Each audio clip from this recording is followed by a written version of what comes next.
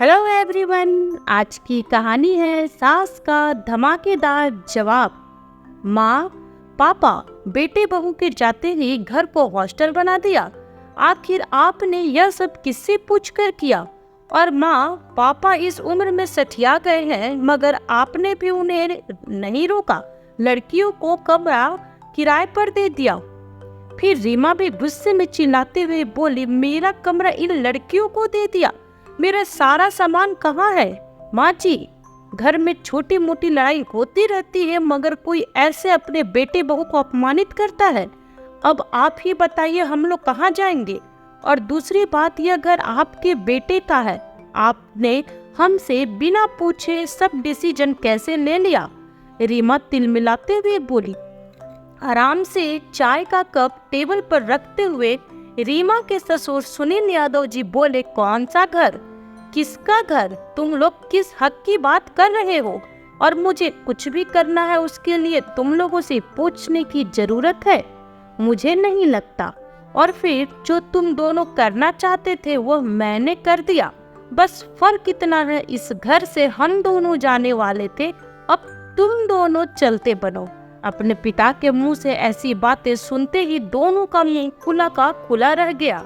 दरअसल जब सुनील जी का बेटा मुकेश अपनी बीवी बच्चों के साथ 10 दिन की छुट्टी पर बाहर घूमने जा रहा था, तभी उसके पिता उसके कमरे के बाहर खाना देने आए तो उन्हें अंदर से अपने बेटे मुकेश की आवाज आई, यार तू मेरी समस्या समझ, मामला बहुत गंभीर है। पत्नी मेरे माता पिता के साथ रहना नहीं चाहती, घर में क्लेश होते रहते हैं, कहती है उन्हें वृद्धाश्रम में छोड़ आओ। समझ नहीं आता क्या करूं। कल तो उसने यह तक कह दिया कि अगर घूम कर आने के बाद उन्हें यहाँ देखा तो घर छोड़कर चली जाएगी।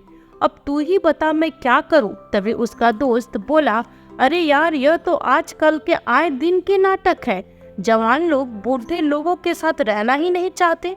इतनी गंभीर समस्या भी नहीं है जितनी तूने बना रखी है। उन लोगों ने अपनी जिंदगी जी ली है, अब तुम लोगों को जीनी है। कब तक घर में लड़ाई झगड़ा करते रहोगे? बच्चों पर क्या असर पड़ेगा? मेरी मान, तो यह बहुत ही अच्छी सुझाव है। मुकेश ने कहा, सच में यार, ऐसा हो सकता है? किसी को कुछ बुरा तो नहीं लगेगा? वहाँ इतनी सुविधा मिलेगी क्या? फिर उसके दोस्त अमरेंद्र ने कहा, क्यों लगेगा, बल्कि वह लोग तो बहुत खुशी से रहेंगे। अब तू जा, छुट्टियां मना, इतनी चिंता मत कर, मैं हूँ ना, सब देख लूंगा। हाँ यार, तूने मेरी चिंता ही खत्म कर दी। ठीक है, मेरे घूम कर आते ही तू सब संभाल लेना। हाँ, संभाल लूंगा। चल अब रखता हूँ, बाय। उसने फोन रख दिया। इधर तसल्ली करता हुआ मुकेश जैसे ही कमरे से बाहर निकला, अरे पापा, आप यहाँ क्या कर रहे हैं? मुकेश ने पूछा। वही तो मैं नहीं समझ रहा बेटा कि मैं यहाँ क्या कर रहा हूँ। मतलब मैं कुछ समझा नहीं पापा। बेटा, अगर तुम समझते तो आज घर के हालात कुछ और होते, मगर यह तुम्हारी माँ है ना, महामूर्ख औरत है, बेटे के मुंह में अंधी हो चुकी है। देखो तो बहू ने कितना कुछ कहा, क्या क्या नहीं किया हम लोगों के साथ, फिर भी उसे भूखा नहीं देख सकती। हुई ना बच्चों के मुंह में अंधी। मुस्कुराते हुए टिफिन मुकेश के हाथों में थमा दिया। खा लेना बेटा, रास्ते में, माँ का प्यार है, शायद तुम्हारी भूख मिट जाए।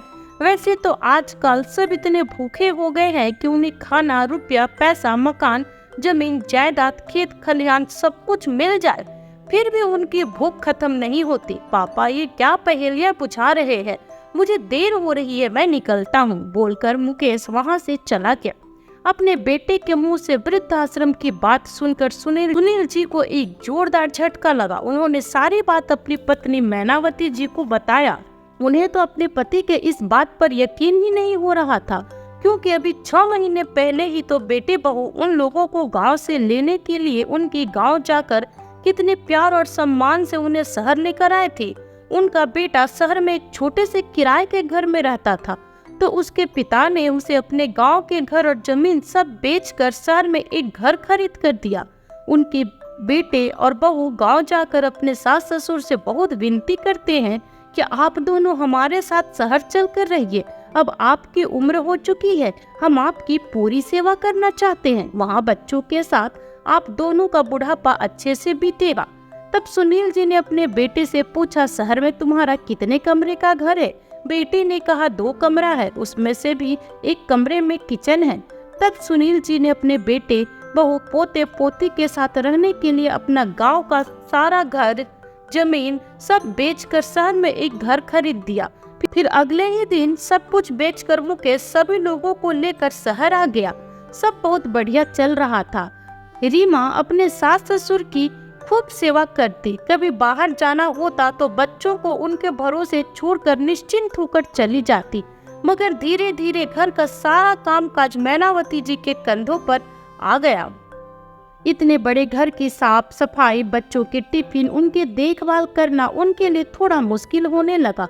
उस पर आए दिन बहू अपनी किट्टी पार्टी, जन्मदिन पार्टी, हाउस पार्टियां करती रहती, जिसकी वजह से रसोई का सारा काम मैनावती जी को संभालना पड़ता था। एक दिन उनकी बहू का जन्मदिन था तो मैनावती जी ने रसोई का काम तो संभाल लिया, मगर रात होते होते उनके हाथ पांव अकड़ गए।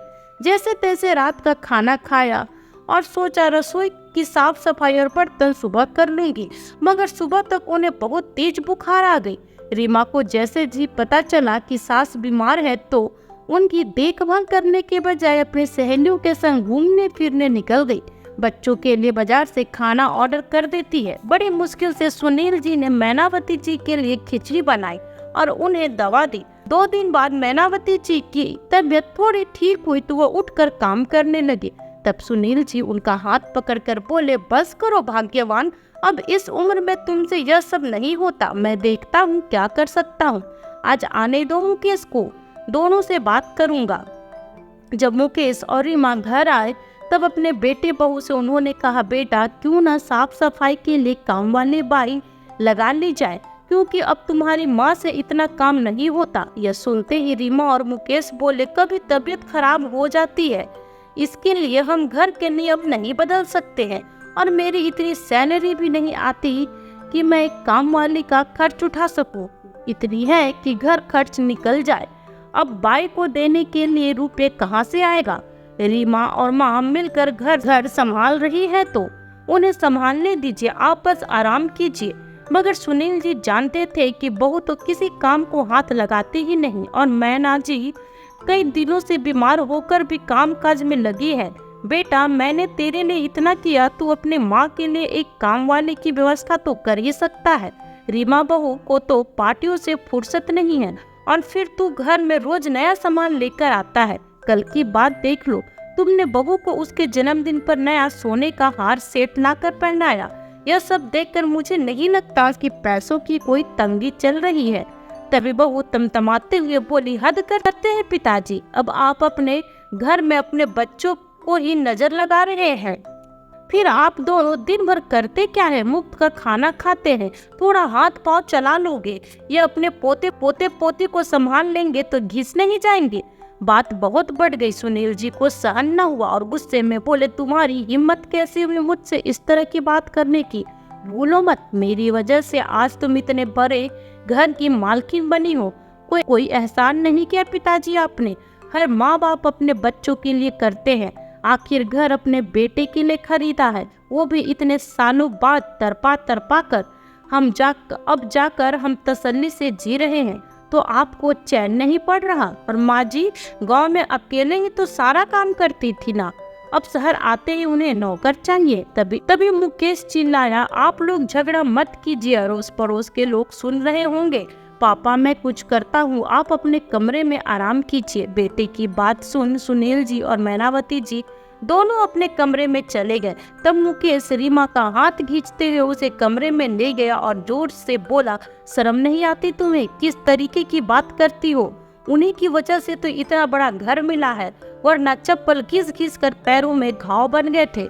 मगर किराए के मकान से छुटकारा नहीं मिला था। देखो जी, तुम पहले भी किसी काम के नहीं थे, आज भी मेरी वजह से इतना बड़ा घर और रुपया पैसा मिला है।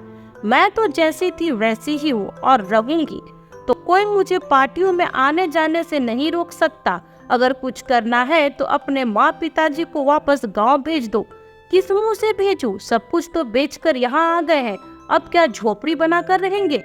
फिर रीमा बोली, कोई बात नहीं, शहर में रखने का मन है तो वृद्धाश्रम में छोड़ आओ, कभी कभार जाकर मिलना, ज्यादा हो तो फल मिठाई भी दे आना, नहीं तो मैं बता देती हूँ मैं अपने मायके चली जाऊंगी। मुकेश बेचारा धम से बिस्तर पर बैठ गया। सोचने लगा, माँ पापा का साथ दिया तो पत्नी और बच्चे छूट जाएंगे, और अगर पत्नी बच्चों का साथ रहा तो माँ पापा को छोड़ना ही पड़ेगा, मगर घर की सुख शांति के लिए फैसला तो लेना ही होगा। रीमा बोली, अब ऐसे गहन चिंतन करने की जरूरत नहीं है, कल हमारी फ्लाइट है, पहले जरा घूम कर आते हैं, फिर आकर इस मुसीबत से छुटकारा पाना है, सोच लेना।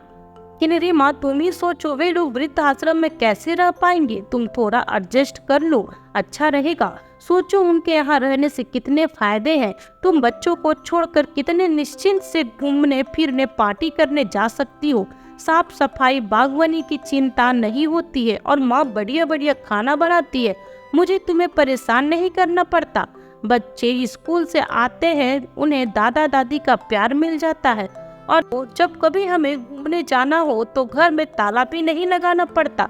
फिर की चौकीदार अलग, उन दोनों के इस घर में रहने से बहुत फायदे हैं, थोड़ा समझो। मुकेश लगभग गिड़गिड़ाते हुए बोला, देखो मुकेश, बात तो तुम्हारी 100% सही है, लेकिन आज जो उन्होंने कलेश किया है उसके बाद तो मैं उन्हें 5 मिनट भी बर्दाश्त नहीं करूंगी। हमारे लौटने के बाद उनका बोरिया बिस्तर यहाँ से बंद जाना चाहिए, और अगर तुम्हारा दिमाग तभी भी ठिकाने में नहीं आया और माता पिता के चक्कर में मुझे एडजस्ट करने को बोला तो मैं 1 मिनट नहीं लगाऊंगी दोनों बच्चों को यहाँ से लेकर जाने में, और दूसरा मैं तुम तीनों पर मानहानि का केस कर दूंगी, फिर काटते रहना कोर्ट कचहरी के चक्कर, उसके बाद जीत मेरी ही होगी, तब देते रहना भरण पोषण के लिए गुजारा भत्ता, और पड़े रहना अपने बूढ़े माँ बाप के साथ। बहू के गंदे इरादे के बारे में पता चलते ही सुनील जी ने कठोर कदम उठाया, और जैसे ही बहू बेटी घूम कर आए तो उन्हें उनकी सही जगह दिखाई।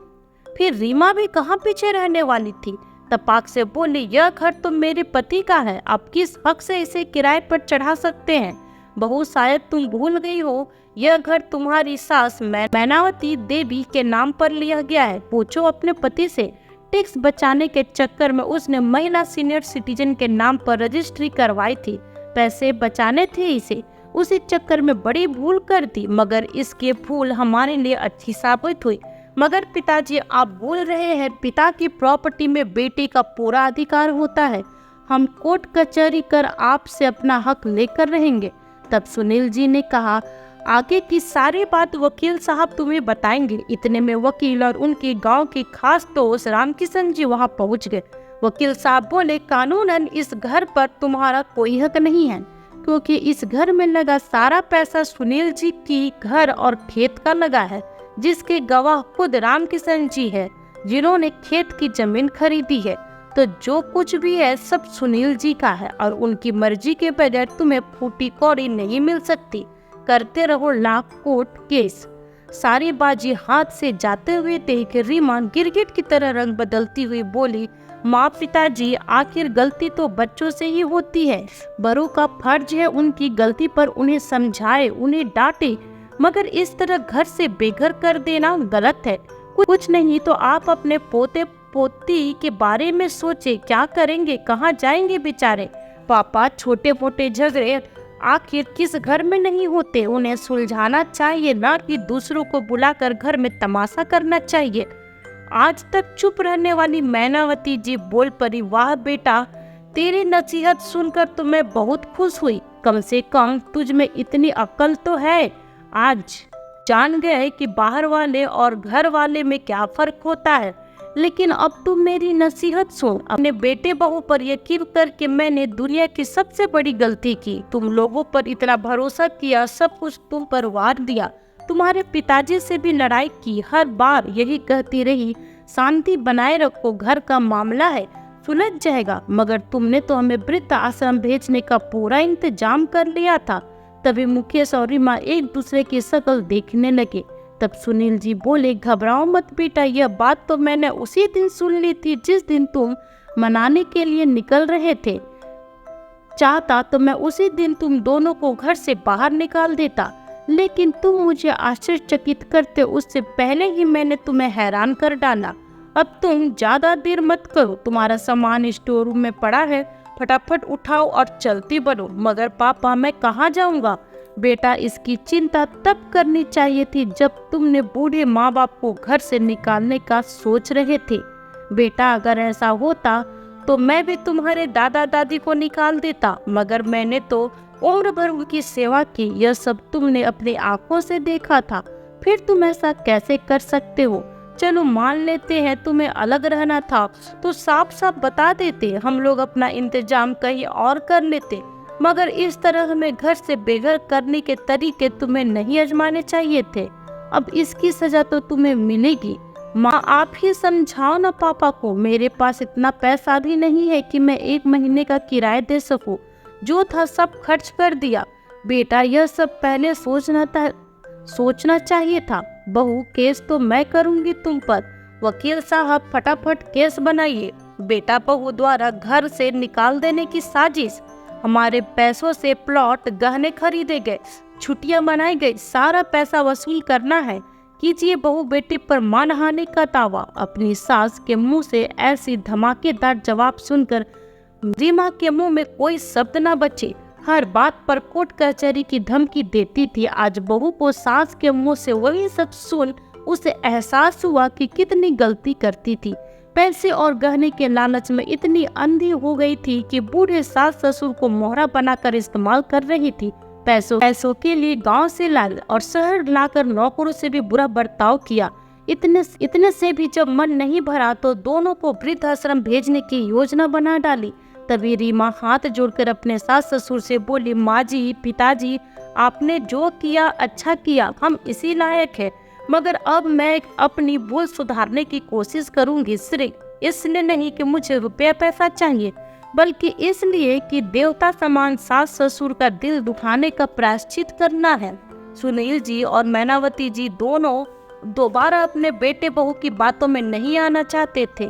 जब एक बार भरोसा उठ जाता है तो दोबारा करने में बहुत मुश्किल होती है। फिर भी अंदर से मन पिघल रहा था, मगर बाहर से सख्त बने रहे थे, क्योंकि अब उनमें धोखा सहने की हिम्मत और ताकत दोनों ही नहीं थी। दोनों चुपचाप घर से चले गए। घर के पास ही मकान किराए पर लिया ताकि माँ पिताजी का ख्याल रख सके। कभी सामान लेने के बहाने तो कभी माँ पिताजी को देखने के बहाने दोनों घर के चक्कर काटते रहते। रीमा पहले जैसी नहीं रही। वह अपनी सास के लिए अपनी पसंद की उनकी पसंद की सब्जियां बनाकर लाती तो कभी ससुर के लिए मिठाई लेकर आती। मुकेश भी इसी बहाने से बात करने की कोशिश करता, मगर अब वे सिर्फ हाँ या ना में ही जवाब देते। पर अपने पोते पोती के साथ खूब हंसते बोलते। घर में कमाई का जरिया मुकेश की ही तनख्वाह थी। खर्चे बढ़ रहे थे, इसलिए रीमा ने अपने फिजूल खर्ची बंद कर दी और बच्चों को ट्यूशन पढ़ाना शुरू कर दिया, जिसके 2 मकसद थे।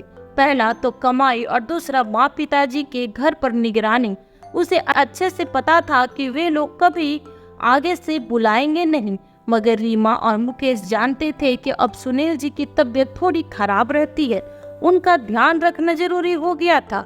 मगर अब वे बेटे बहू पर विश्वास नहीं करते थे, लेकिन बेटा बहू ने भी विश्वास जीतने की ठान ली थी। एक दिन रीमा लड़कियों को पढ़ाने घर पहुंची तो देखा सुनील जी हॉल में बेहोश पड़े थे। पीछे से मैनावती जी मंदिर से पहुंची। उन्हें ऐसी हालत में देखकर रोना पिटना चालू कर देती है। माँ जी चुप हो जाइए, इस तरह रोने चिल्लाने से कुछ नहीं होगा, चलिए पिताजी को उठाकर पलंग पर लिटा देते हैं। खबरदार जो इन्हें हाथ भी लगाया तो। मैनावती जी तमतमा गई, दूर हो जा मेरी नजरों से, आज तुम्हारी वजह से ही तुम्हारे ससुर की ये हालत है। ना तुम हमको ऐसे धोखे देती, ना हम ऐसे घुट घुट के जी रहे होते। अच्छे भले गांव में सादा जीवन जी रहे थे, ना जाने क्या सूझी जो तुम लोगों के छल कपट में फंस गए और अपना सब कुछ बेचकर यहाँ शहर आ गए। उसके बाद क्या कुछ नहीं हुआ हमारे साथ? तुमको क्या लगता है यह सब जो हुआ उससे हमें कुछ सुख मिला है?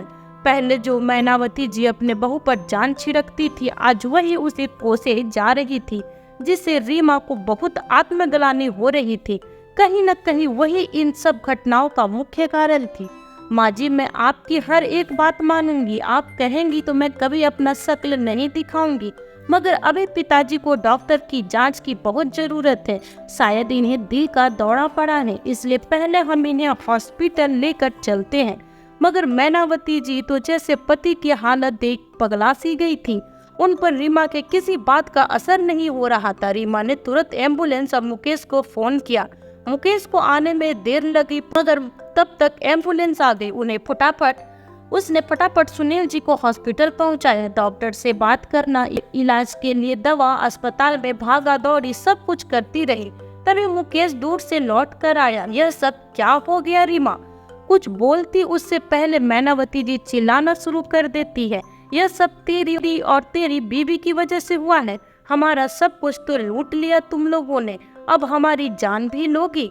छोड़ क्यों नहीं देती हो हमारा पीछा? क्यों घर में बार बार आते हो, अपनी शकल दिखाते हो जो तुम्हारा धोखा और प्रेम याद दिलाती है? कहीं अभी तुम लोगों की कोई गंदी चाल तो नहीं बहू? कहीं तुमने ही तो कुछ नहीं किया? क्योंकि उस वक्त घर में तुम अकेली थी। बताओ, तुमने अपने ससुर जी से कुछ कहा तो नहीं, जिसके कारण उन्हें दिल का दौरा पड़ गया? जरूर रुपये पैसे मांगे होंगे और उन्होंने इनकार कर दिया होगा। बोलो, यही हुआ है ना? मैनावती जी बावरी सी अपनी बहू पर इल्जाम लगा रही थी। तभी डॉक्टर आया और बोले, अम्मा जी यह अस्पताल है, यहाँ जोर जोर से बातें मत कीजिए। अगर आपको लड़ाई झगड़ा करना ही है तो बाहर चले जाइए। डॉक्टर की बात मानकर मैनावती जी थोड़ा शांत हो गई, मगर उनके दिल और दिमाग में उठते सवाल ज्वालामुखी की तरफ फूट रहे थे कि शक की सुई रीमा पर ही अटकी हुई थी। हो ना हो बहू ने ही कुछ किया है। मैनावती जी की बात सुन रीमा बहुत आहत हुई। मुकेश का हाथ पकड़ बोली, सुनिए जी, मैंने कुछ गलत नहीं किया है। मैं तो वहाँ सिर्फ लड़कियों को पढ़ाने गई थी, साथ में माँ जी और पिताजी की सेहत का हाल चाल लेने गई थी। जब मैं वहाँ पहुँची तो पिताजी तड़प रहे थे। मैं रसोई में पानी लेने गई, तब तक पिताजी बेहोश हो गए। मैंने उन्हें उठाने की बहुत कोशिश की। इतने में माँ जी आ गई और जोर जोर से चिल्ला कर ना जाने कैसे कैसे इल्जाम लगाने लगी। देखिए जी, पहले जो हमसे गलतियां हो गई हम सुधारने की पूरी कोशिश कर रहे हैं। मान भी लिया, कोई इतनी जल्दी माफ नहीं करेगा, क्योंकि हमने काम ही ऐसा किया था। लालच में अंधे होकर अपने माता पिता को वृद्ध आश्रम में छोड़ने का सोचा था, मगर मेरी सोच इतनी भी गिरी हुई नहीं है कि मैं उन्हें मारने की सोचूंगी। छी, ऐसा मैं सपने में भी नहीं सोच सकती। आप माँ को समझाइए ना। तभी लंबी सांस लेकर मुकेश बोला, नहीं रीमा, अब मैं क्या बोल सकता हूँ? तुमने जो कुछ किया माँ उसे माफ नहीं कर पा रही है, और अगर पिताजी को कुछ हो गया तो मुझे लगता है वो तुम्हारी शक्ल भी नहीं देखना चाहेगी। माना मैंने अपने ऐशो आराम के लिए उन लोगों का उपयोग किया, लेकिन उस गलती का प्रायश्चित पिछले 2 साल से कर रही हूँ। माफ ना करे ना सही, कम से कम मरने मारने का इल्जाम तो ना लगाए। मुकेश चुप हो गया, क्योंकि गलत कौन है इसका फैसला करने वाले हम कौन होते हैं। वक्त के आगे सब हार चुके थे। पिताजी से ना जाने कितनी बार मुकेश व्यापार के लिए पैसे मांग चुका था, मगर वह कभी देने को राजी नहीं होते थे, इसलिए उसे छोटी नौकरी पर गुजारा करना पड़ रहा था। तभी नर्स मुकेश के हाथ में एक फॉर्म पकड़ाकर चली गई। बोले, इसे भर कर दीजिए। सुनील जी को दिल का ऑपरेशन होना है, 2 लाख अभी जमा कराना होगा, बाकी बचा पैसा ऑपरेशन के बाद दे दीजिएगा। तभी सुनील जी को होश आ गया तो मैनावती जी ने सारी बातें बोल दी। सुनील जी ने कहा, बेटे बहू को बुलाओ, मैं कुछ कहना चाहता हूँ। पति की इच्छा मान मैनावती जी बाहर आकर बहू बेटे को अंदर बुलाया। दोनों के अंदर आते ही सुनील जी बोले, मैना, बहू की वजह से कुछ भी नहीं हुआ है, मैं वहाँ अकेले चक्कर खाकर गिर पड़ा था। तभी बहू ने मुझे उठाने की कोशिश की, पानी पिलाया, कहती रही, पिताजी आपको कुछ नहीं होगा। इतने में तुम आ गई और तुमने आते ही जोर जोर से चिल्लाना शुरू कर दिया। मैं इशारे में तुम्हें चुप रहने को कह रहा था, मगर तुम नहीं समझी और मैं बेहोश हो गया। मैंने अभी डॉक्टर से पूछा तो पता चल गया कि तुमने बहू को क्या कुछ नहीं कहा है। फिर उसने मेरी जान बचाने के लिए अपनी मेहनत का पैसा और गहना सब कुछ बेचकर मेरे इलाज का खर्च कर दिया। यह इस बात का सबूत है कि बहू सच में अपनी गलती का पश्चाताप कर रही है, न कि हमारे घर आकर हमसे रुपया पैसा लूटना चाहती है। अभी तक जो कुछ हुआ उसे भुलाने में भलाई है। मैं चाहता हूँ बेटा, बहू और बच्चे हमारे साथ आकर रहे, और अगर कोई परेशानी है तो मिलजुल कर हल करेंगे। बहू, तूने मेरी जान बचाकर यह साबित कर दिया कि तुम सच में अपनी गलती का पश्चाताप कर रही हो।